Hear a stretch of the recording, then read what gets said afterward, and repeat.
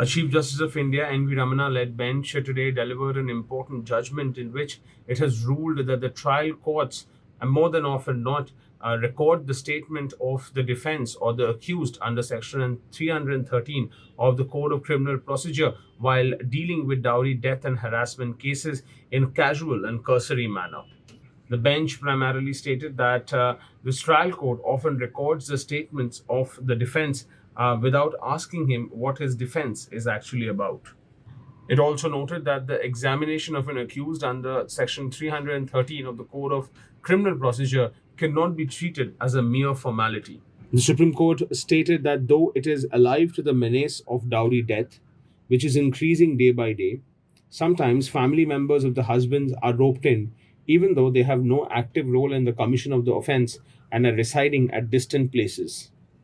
Thus, the three-judge bench has noted that the courts should adopt a cautious approach.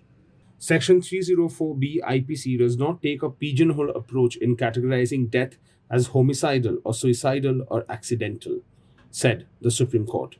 Thus, the court has noted that due to the precarious nature of Section 304B of the Indian Penal Code, the judges, the defense, and the prosecution has to be careful while conducting the trial. The court in this case acquitted the accused under the dowry death case since there was insufficient evidence against them.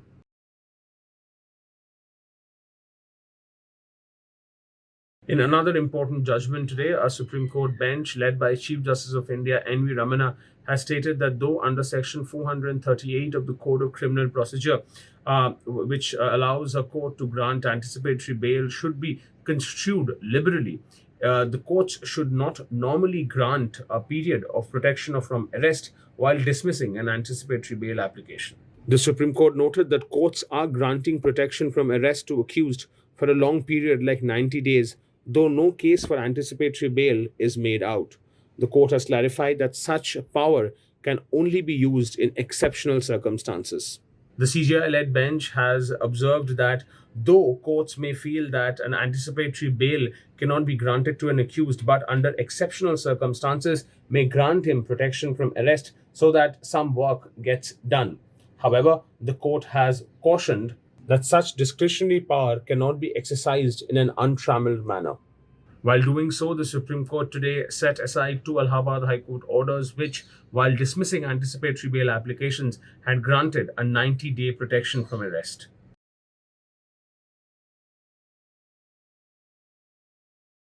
A Justice A.M. Khanwilkar-led bench of the Supreme Court today heard a petition seeking to cancel the Class XII CBSE and ICSE board exams across India due to the increasing spread of COVID-19.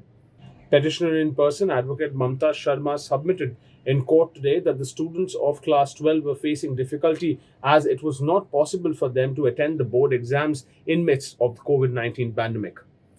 The Supreme Court today has asked the advance copies of the petition to be served upon ICSE CBSE and the Office of the Attorney General for India.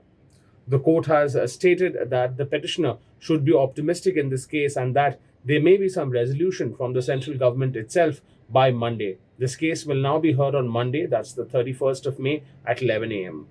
Well, that's all from Supreme Court today. Do stay tuned with Supreme Court today on Monday as well. And don't forget to like and share barandbench.com.